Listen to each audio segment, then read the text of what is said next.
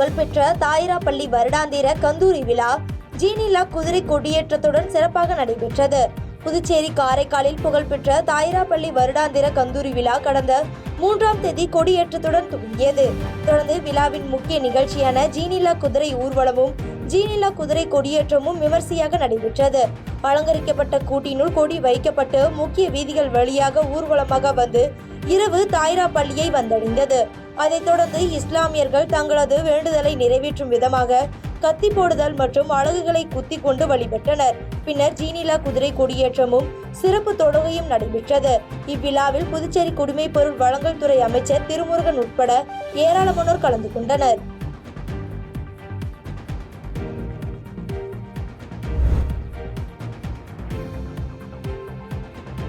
சர்வதேச சிலம்பம் போட்டியில் வெற்றி பெற்று தமிழகம் திரும்பிய வீரர் வீராங்கனைகளுக்கு திருச்சி விமான நிலையத்தில் உற்சாக வரவேற்பு அளிக்கப்பட்டது. மலேசிய தலைநகர் கோலாலம்பூரில் 21ஆம் தேதி முதல் 25ஆம் தேதி வரை 5 நாடுகள் பங்கேற்ற சர்வதேச அளவிலான பாரம்பரிய சிலம்ப போர்க்கலை கலாச்சார போட்டிகள் நடைபெற்றது. இதில் இந்தியா, மலேசியா, ஸ்ரீலங்கா, சிங்கப்பூர் உட்பட 6 நாடுகளைச் சேர்ந்த 350 வீரர் வீராங்கனைகள் பங்கேற்றனர். இந்த போட்டியில் தமிழகத்தைச் சேர்ந்த 36 வீரர் வீராங்கனைகள் பங்கேற்றனர். தொடர்ந்து நடைபெற்ற போட்டிகளில் தமிழகத்தைச் சேர்ந்த வீரர் வீராங்கனைகள் வெற்றி பெற்று கோப்பை மற்றும் 16 தங்கப்பதக்கம், 13 வெள்ளிப்பதக்கம், 10 வெண்கலம் என 31 பதக்கங்களை வென்று சர்வதேச அளவில் அதிக புள்ளிகளை பெற்று சாம்பியன்ஷிப் பெற்று சாதனை படைத்துள்ளனர்.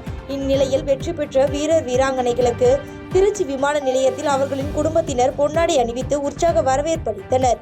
தொடர்ந்து செய்தியாளர்களிடம் வெற்றி பெற்றது மிகுந்த மகிழ்ச்சி அளிப்பதாகவும் பயிற்சியாளர்களுக்கு நன்றி தெரிவித்துக் கொள்வதாக வெற்றி பெற்ற மாணவர்கள் பேட்டியளித்துள்ளனர்.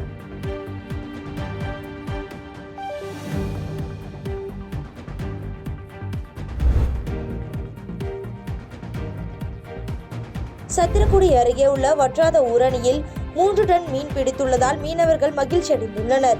ராமநாதபுரம் மாவட்டம் சத்திரக்குடி அருகே போகலூர் கிராமத்தில் வற்றாத ஊரணி உள்ளது. இங்கு அப்பகுதி மக்கள் தண்ணீரை இறைப்பானை கொண்டு வெளியேற்றிவிட்டு அதிலிருந்த 3 டன் ஜிலேபி உள்ளிட்ட மீன்களை பிடித்துள்ளனர்.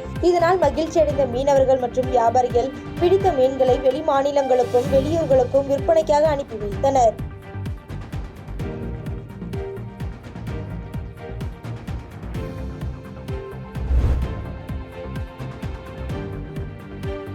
குடியாத்தத்தில் தமிழக முதலமைச்சர் மு.க. ஸ்டாலினை கண்டித்து ஆர்ப்பாட்டம் நடத்தி சாலை மறியலில் ஈடுபட்ட பாட்டாளி மக்கள் கட்சியினர் கைது செய்யப்பட்டுள்ளனர். வேலூர் மாவட்டம் குடியாத்தம் சித்தூர் கேட் பகுதியில் பாட்டாளி மக்கள் கட்சியின் ஒன்றிய செயலாளர் அரவிந்த் தலைமையில் சுமார் 20க்கும் மேற்பட்டோர் பாட்டாளி மக்கள் கட்சியின் நிறுவன தலைவர் ராமதாஸ் வெளியிட்ட அறிக்கையை பற்றி ராமதாஸ் அவர்களை மரியாதை குறைவாக பேசியதாக கூறி தமிழக முதலமைச்சரை கண்டித்து குடியாத்தம் சித்தூர் கேட் பகுதியில் ஆர்ப்பாட்டம் நடத்தி சாலை மறியலில் ஈடுபட்டனர். இந்த ஆர்ப்பாட்டத்தின் போது தமிழக முதலமைச்சரை கண்டித்தும் பாமக கட்சியின் நிறுவன தலைவர் ராமதாஸ் அவர்களிடம் மன்னிப்பு கேட்க வேண்டும் எனவும் கண்டன கோஷங்களை எழுப்பினர். தகவல் அறிந்து வந்த குடியாத்தம் காவல்துறையினர் சாலை மறியலில் ஈடுபட்ட பாட்டாளி மக்கள் கட்சியை சேர்ந்த 20க்கும் மேற்பட்டோரை கைது செய்து தனியார் திருமண மண்டபத்தில் வைத்து விசாரணை மேற்கொண்டு வருகின்றனர். இச்சம்பவம் அப்பகுதியில் பரபரப்பை ஏற்படுத்தியது.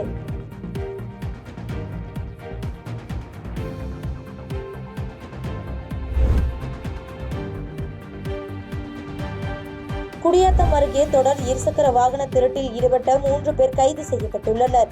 வேலூர் மாவட்டம் குடியாத்தம் அதன் சுற்றுவட்டார பகுதிகளில் தொடர் இருசக்கர வாகனங்கள் திருடு போவதாக வந்த தொடர் புகாரை அடுத்து மாவட்ட காவல் கண்காணிப்பாளர் மதிவாணன் உத்தரவின் பேரில் குடியாத்தம் போலீசார் பல்வேறு பகுதிகளில் வாகன தணிக்கையில் ஈடுபட்டனர். இந்நிலையில் குடியாத்தம் கோபாலபுரம் பகுதியில் வாகன தணிக்கையின் போது ஒரே இருசக்கர வாகனத்தில் வந்த 3 பேரை பிடித்து விசாரணை மேற்கொண்டதில் முன்னுக்கு பின் முரணாக பதில் அளித்ததால் காவல் நிலையம் அழைத்து வந்து விசாரணை மேற்கொண்டனர். விசாரணையில் அவர்கள் குடியாத்தம், கேவிக்குப்பம், மேல்பட்டி உள்ளிட்ட பகுதிகளில் தொடர் இருசக்கர வாகன திருட்டில் ஈடுபட்டதும் இவர்கள் எர்த்தாங்கல் பகுதியைச் சேர்ந்த இளவரசன், ஏரிப்பட்டறை பகுதியைச் சேர்ந்த வெங்கடேசன், அக்ராவரம் பகுதியைச் சேர்ந்த சந்துரு என்பதும் தெரியவந்தது. மேலும் இவர்கள் திருடி பதுக்கி வைத்திருந்த 31 இருசக்கர வாகனங்களை பறிமுதல் செய்து 3 பேர் மீது வழக்கு பதிவு செய்து குடியாத்தம் போலீசார் விசாரணை மேற்கொண்டு வருகின்றனர். பாதகம் செய்பவரை கண்டால் நாம் பயங்கொள்ளலாகாது பாப்பா, மோதி மிதித்து விடு பாப்பா, அவர் முகத்தில் உமிழ்ந்து விடு பாப்பா.